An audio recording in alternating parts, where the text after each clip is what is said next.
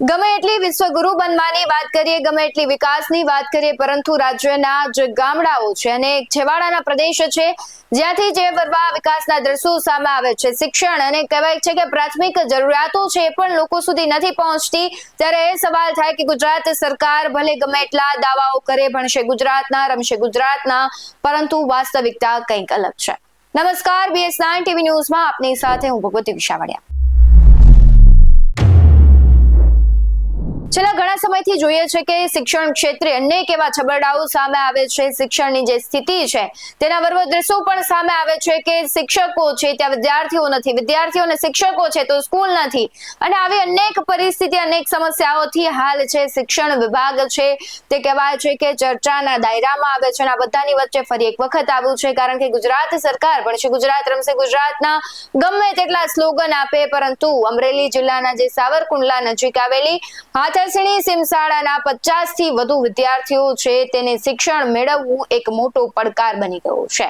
ખેતમજૂરના બાળકો છે શિક્ષણથી વંચિત ન રહે તે માટે શરૂ કરાયેલી આ શાળાના રસ્તા પર ન તો પાકો માર્ગ છે, ન તો સલામતી, અને જેના કારણે વિદ્યાર્થીઓ રોજ જીવના જોખમે ભણવા મજબૂર બન્યા છે।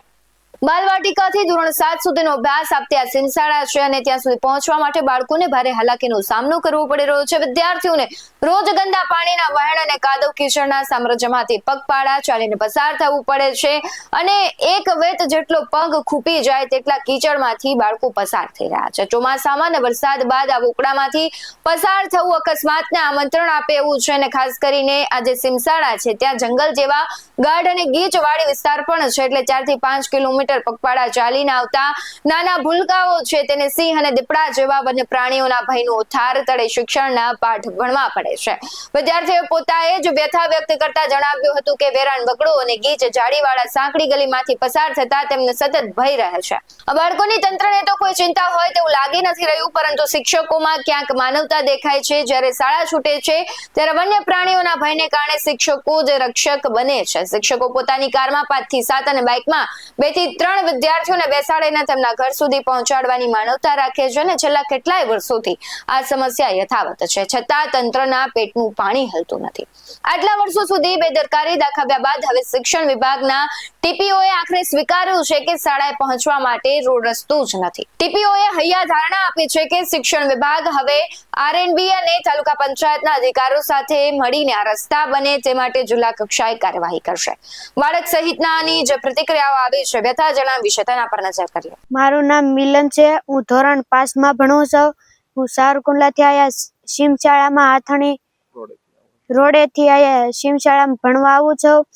આ જંગલ વિસ્તારમાંથી હાલીને આવવું પડે, આ ગારામાંથી હાલી આવવું પડે, સાહેબની ગાડીમાંથી આવી કા અમારે 4-5 મિત્રો હારે મળીને હાલ્યા આવી। કોઈ વાહનની સુવિધા નથી? બીક નો લાગે સિંહ દીપડાની જંગલ? બીક લાગે, પછી 4-5 જણા અમે હારે હોય ને ગાડીઓ મળે ને એમાં બેન નિશાળે આવતા આવી, નકર પછી હાલીને આવી। કાદવ કીચડમાં રોજ હાલવાનું છે? હા। કાદવમાંથી હાલીને આવો? હા। કોઈ વાહનની સુવિધા નથી સ્કૂલ તરફથી?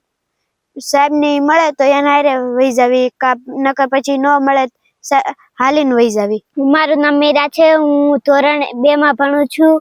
અમે સાવરકુંડલામાં સીમશાળામાં ભણવા આવી છું। રોજ કિચનમાંથી નાલવી છું। સિંહ દીપડાની બીક લાગે પણ ભણવું પડે। ભણવા આટલું બધું કરવું છે? બધું ભણવા આટલું બધું આ કરવું પડે।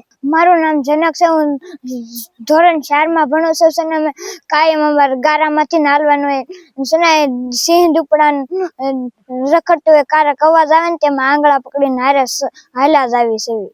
બીક લાગે છે બહુ? હા। કોઈ બીજી સુવિધા નથી બેટા એ કઈ? નહીં। અને રોજ આમાં આ રીતે ગારામાં ચાલવાનું? હા। મારું નામ મહેડા સવિતા છે, હું ધોરણ 7 માં ભણું છું, અને હું શાળા હાથસણીવાડી વિસ્તારમાં ભણું છું। અને અમારે શાળામાં નિશાળે જવા માટે બહુ કઠણાઈઓનો પ્રયાસ કરવો પડે છે, કેમ કે ત્યાં ગારો નદી તો છે પણ ત્યાંથી બધું પાણી અને ત્યાંથી સાવજ દીપડા હાલતા હોય ને, એટલે ત્યાંથી બધું સામનો કરીને એમાંથી કોઈક નાના છોકરા જેમ કે બાલવાટિકા 1લું ધોરણ 2 ભણતા હોય ને એને સંભાળીને લઈ જવું પડે, કેમ કે મોટા ધોરણના બાળકો છે એટલે બધી જન્મદારી અમારી જ માથે। એટલે સાહેબ ત્યાંથી કહે કે નાના બાળકને આપણે શાંતિથી લઈ જાવ, એટલે અહીંથી બધા ભેગા જ જાય છે, પણ આવતા ટાણે અડધા કોઈક મેડમ ભેગું આવે, કોઈક સાહેબ ભેગું જાય એટલે કોકને વાંધો ના આવે, પણ કોક દી મેડમ ને સાહેબ ન હોય ને તે દી એક જણા હોય ને એટલે એક જણા વહી જાય, પણ બીજા છોકરા નાથી નાના હાલતા જાય એને બહુ બીક લાગતી હશે ને, ઘરે કેટલે ક્યાં સુધી પહોંચતા હશે એને સાવધ કોકની બીક હતી તો રસ્તો હે રોજ પાણીમાંથી જ હાલવાના હોય છે, હા આમાંથી જ ટેટાઈથી હાલવાના, એટલે નિશાળા ત્યાં રસ્તો એ જ છે. બીક લાગે સિંહ દીપડાની? હા બીક તો લાગે જ છે ને, પણ અહીંયાથી એક શોર્ટકટ રસ્તો ત્યાં વાડીમાંથી જવું પડે અહીંયાથી ભણવું જ નતું એટલે કઈ કઠણ તો સરકાર તો વાતો કરે છે ભણે ગુજરાત ને રમે ગુજરાત, અમે કઈ રીતે ભણવાનું?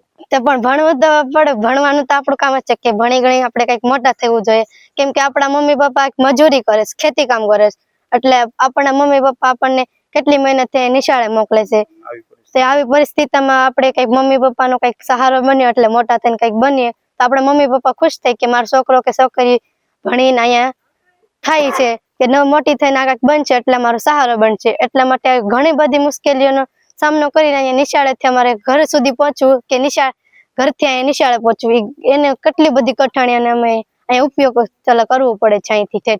હા, એ વાડી વિસ્તારની શાળા છે, બંને બાજુએ ખેતર ને એમાંથી વચ્ચેથી રસ્તો છે, એટલે રસ્તાની મુશ્કેલી છે, એટલે એસઓ અને R&D વિભાગ સાથે ચર્ચા થયેલ છે અને ટૂંક સમયમાં મુલાકાત લઈ અને ત્યાં રસ્તાની માગણી જિલ્લા કક્ષાએ અમે કરવાના છીએ અને ટૂંક સમયમાં રસ્તો થઈ જાય એ માટે અમે સતત પ્રયત્ન કરીએ છીએ.